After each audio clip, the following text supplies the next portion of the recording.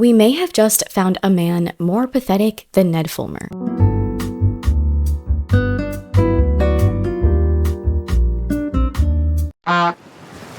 Hello, my friends, and welcome back to The Chanel. Colleen Ballinger's ex-husband, Joshua David Evans, has been throwing a moody tantrum on the internet. Colleen and Josh got married in July of 2015 and were married for a little bit over a year before getting divorced. Allegedly, Colleen cheated on Josh with her current husband, Eric Stocklin, but even before this event, looking back, their relationship was very obviously toxic. Colleen and Josh's relationship was definitely very glorified by their audience of children, but Colleen was very career-focused, whereas Josh was very much a romantic, focused on their relationship, and sometimes even probably emotionally manipulative. For instance, there's a clip of him crying when Colleen goes off on tour, and he even admits that sometimes he's not the biggest cheerleader for Colleen because, selfishly, he wants her all to himself. I'm sorry.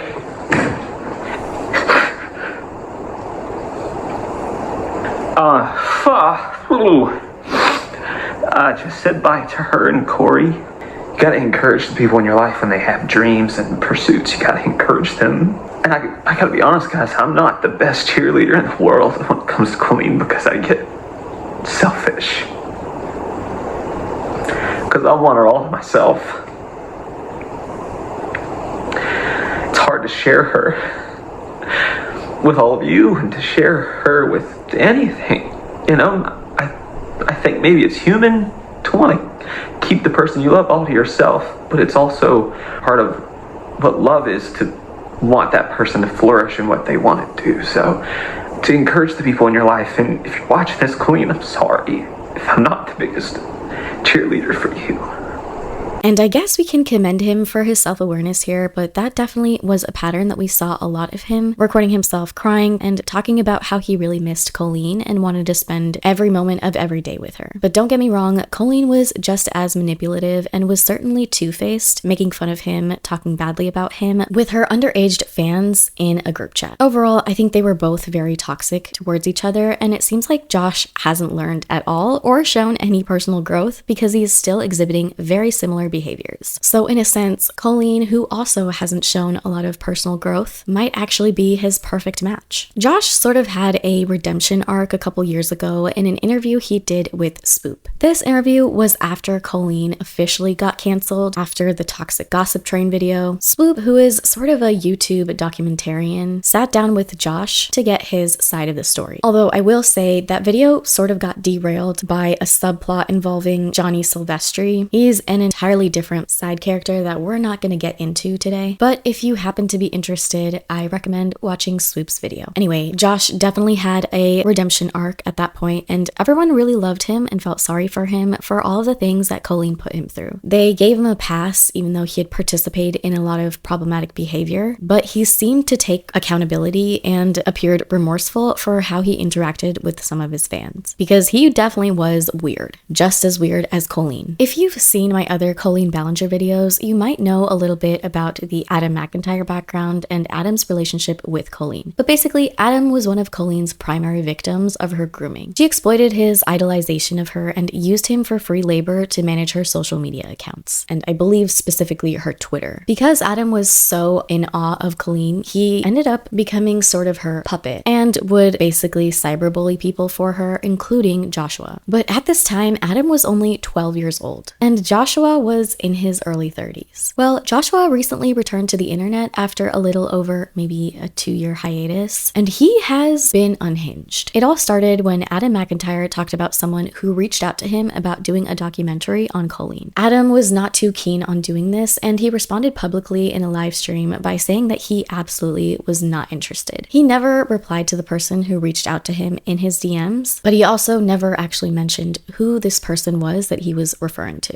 At first, when when I watched this live stream, the way Adam worded it made me feel a little frustrated because he seemed to be dismissive of other people's experiences with Colleen. He basically said that he did not want to participate in a Colleen documentary because what's been done is done and he just wants to move on. But it almost felt like he was speaking for other victims as well. And not only did I feel a little bit weird about it, but other people definitely felt weird about it too. And he did get some backlash for it. A month ago, I got reached out to by a documentary crew to be a part of a documentary about Colleen Ballinger.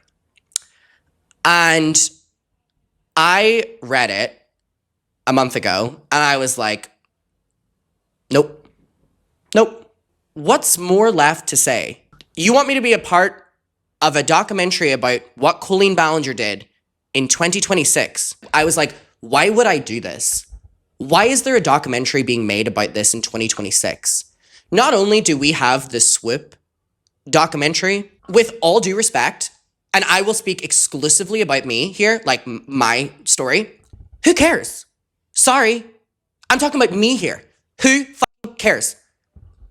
What has been said has been said. We don't need another documentary on it. The world does not need another Colleen Ballinger expose. However, I can understand that he might just not have been expressing himself very eloquently, especially because this was a live stream. So I'm going to give him the benefit of the doubt here. Well, anyway, the person who reached out to him was Josh. But again, he never mentioned that Josh was the person he was referring to. And I was kind of a little like, I don't know if it was necessary to address this publicly. But now that I know what Josh is like even more, I can kind of understand why Adam chose to respond publicly. Josh is very good at manipulating words and acting like he is the victim. So by responding publicly, Adam was avoiding having to be guilt-tripped or manipulated by Josh and could just speak his piece without Josh crashing out in his DMs. Adam never said Josh's name, but Josh, for some reason, decided to expose himself as the person who reached out to Adam. He commented on Adam's live stream re-upload and expressed how disappointed he was in Adam. He loves to drone on and on. Basically, Josh did exactly what Adam expected him to do, and that was to play the victim, when he could have just said nothing at all, and no one would have known. Josh continued to be very passive-aggressive and shady. This man is 40, by the way. He posted this apology video to Adam where he was very obviously trolling and mocking a sincere apology, and it was just really weird behavior. Adam McIntyre, I owe you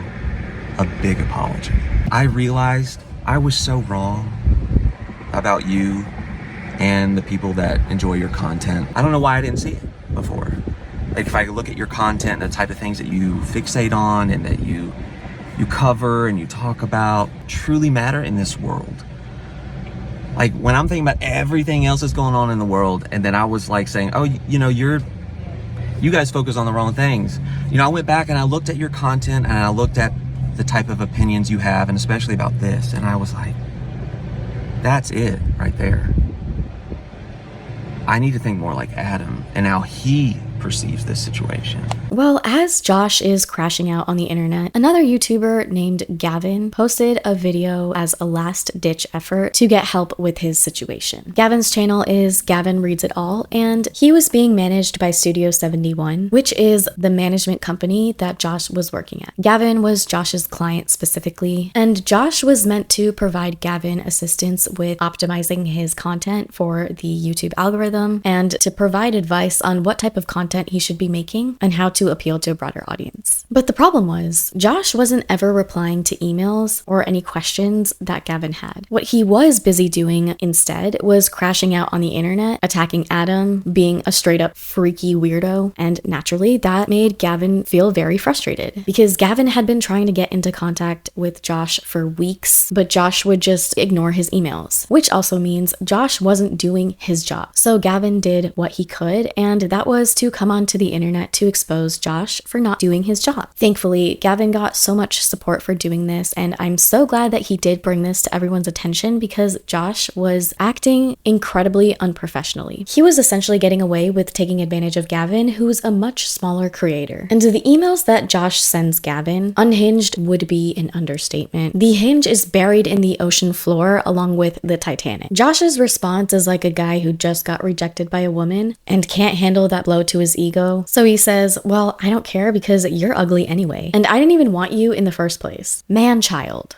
Weird. He's a freak. In one of the emails to Josh, Gavin mentions Josh's recent behavior on the internet, explains that it makes him feel uncomfortable because clearly he's not able to handle situations professionally, and also calls out the fact that he clearly has enough time to crash out on the internet about Adam, so why doesn't he have enough time to do his actual job that he's being paid for? Gavin sends this empathetic and eloquently written email to Josh that says the following. Obviously, you saw how racked with anxiety I was over payments from Studio 71. Not having a fixed date and handing over control of my finances was a risky move on my part that I did agree to in the contract, but I had no idea there was no fixed payment date. Just saying around the 1st generally could mean I could end up getting paid on the 4th depending on time zone, weekend, bank holidays, etc. And since I am much further ahead in time zone, international pays can be delayed. I did get paid on the 2nd, which is better than I was expecting, but it's still considered late to me. I'm going to constantly worry for the next 11 months around payday, and that is the main reason why I would like to agree to early termination of the contract. You did email to ask how I was feeling on the 1st of June, and I did respond with how worried I am and how stressed I am, which didn't get a direct response from you. I also asked questions about payments on the 22nd of May, which I had to follow up on and finally got a response on the 28th of May. I was worrying the entire time about being paid. You did ask on the 3rd of June if I received the money, but none of my concerns in that email was addressed, and there was no reassurance or solution to delayed paydays in the future. So again, it was just something I've noted. I guess the slow replies have been a factor into making me feel this way. I understand there was a lot going on behind the scenes at the company, but you also mentioned on the 3rd of June that you were talking to the OTT team about distributing my content on MSN. How did that go? It's the 14th of June as I'm writing this, and it doesn't feel like I'm in the loop about anything. Now finally, I really hope you're doing okay, Joshua. I have seen a lot from your Instagram stories and recent online discussions regarding your behavior with specific people online, and a lot of it has made me uncomfortable to remain locked in this contract. I already had doubts with everything I've listed above, but it seems like everything that is happening online with you is taking up a lot more of your time and attention. I understand you must be going through things, and I'm wishing you nothing but the best, but it's also hard for me to see how you are responding to people online right now and the approaches you are taking to your current circumstances. In regards to my position as a client and my channel and finances, I would feel much more comfortable if I could be released from the contract so I can go back to focusing on what is important to me, and that is my channel and making videos for my audience. This email is sent on June 16th, and almost immediately Josh replies after leaving many of Gavin's emails unresponded. He says,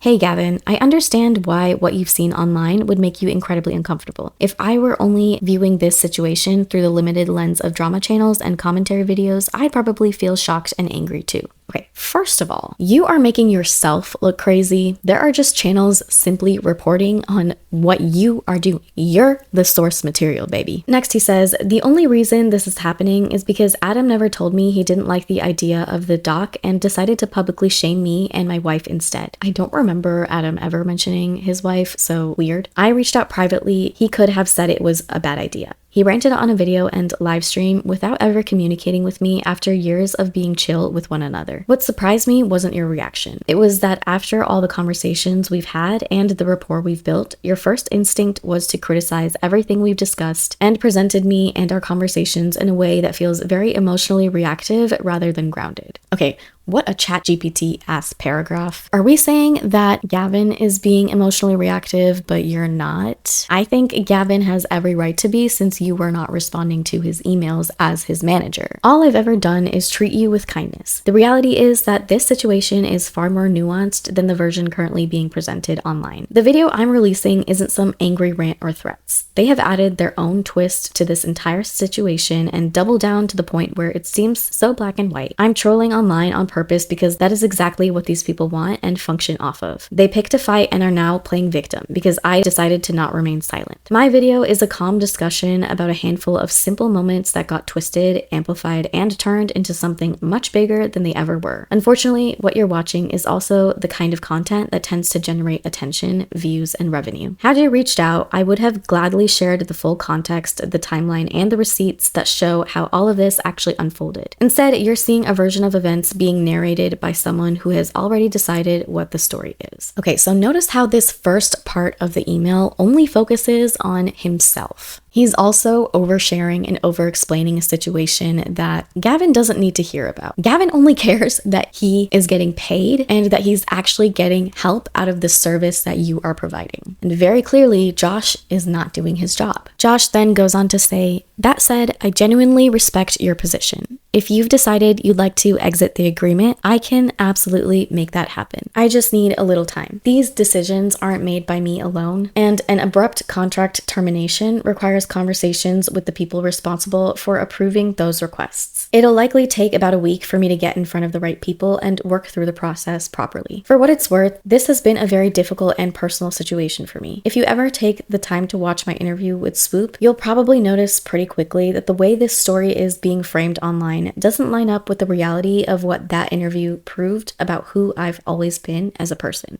Okay, delusional, because what's actually proving you as a person is your own words. This also reads to me like he's dealing with some sort of AI psychosis. Or at the very least, he's going to ChatGPT to validate his unreasonable feelings. What makes this especially frustrating is that none of this started with some dramatic conflict. Someone had concerns about a documentary, chose not to express those concerns to me directly, stopped responding, and then publicly criticized me and my wife before I even knew there was an issue. By the time I understood what was happening, the narrative had already been written. I spent the better part of 10 years dealing with situations where other people tell my story for me, often without context and often in ways that don't reflect the reality of who I am. I guess I had hoped that after the conversations we've had, there'd at least be enough trust to ask questions or hop on Zoom before making a decision that's this significant. But I understand that's not where you're at right now. So while I don't believe this situation is nearly as black and white as it's being presented online, I do respect your decision. Give me a little time to get in front of the appropriate people and I'll make sure everything is handled correctly. Again, over-explaining, oversharing something that Gavin does not need to know and does not need to be a part of. You shouldn't be talking about your personal life or defending your actions that you're doing on your personal time to a client. Your client doesn't give a fuck about you. The client just cares that they're getting paid and that they're getting the services that you promised you would deliver. But instead, Josh spent more than half the email responding to something that Gavin only mentioned very briefly at the end of his initial email. So Gavin responds,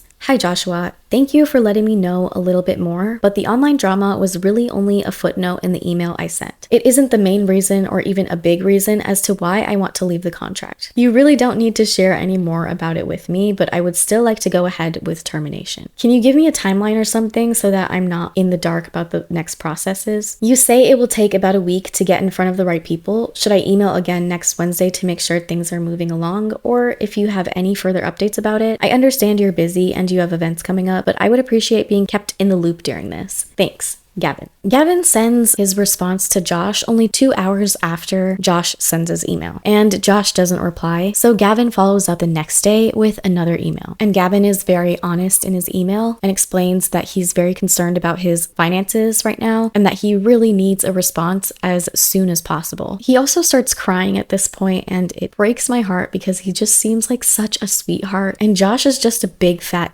dickhead. In this follow-up email, Gavin says, "This is nothing personal and you have been very lovely on the calls that we have had. I apologize if I sounded like I came across rather harsh when I didn't like the optimization report. I just felt rather deflated and disappointed that none of it was to do with my actual content, but the branding around it, the aesthetics, and not what I'm passionate about doing, my actual videos. I sent you an email on June 1st with my concerns about my finances, didn't I? You didn't reply to my concerns, only followed up on the 3rd to make sure I got paid paid, but those feelings of anxiety and not having control of it does bother me more than I thought it would. I even mentioned that I was looking forward to getting control of my finances again, and that email predates all of this drama you're in online. So this Adam situation is not the reason I've asked to be let go, but is the last straw. I'm watching you post videos on your YouTube channel and posting stories on Instagram where you are purposefully goading Adam and his community online. That is making me uncomfortable, absolutely. But it's also making me frustrated because I know I sent an email yesterday morning asking for what the next steps are, and instead of replying to your client, you are provoking people online. It's not behavior I want to be a part of. This is my livelihood. All the money you get from me is all of my money. I need it to live and pay my bills and support myself and pay for the things I need to do to keep doing my job. I'm just asking you to do your job. Period, Gavin. Like, what the actual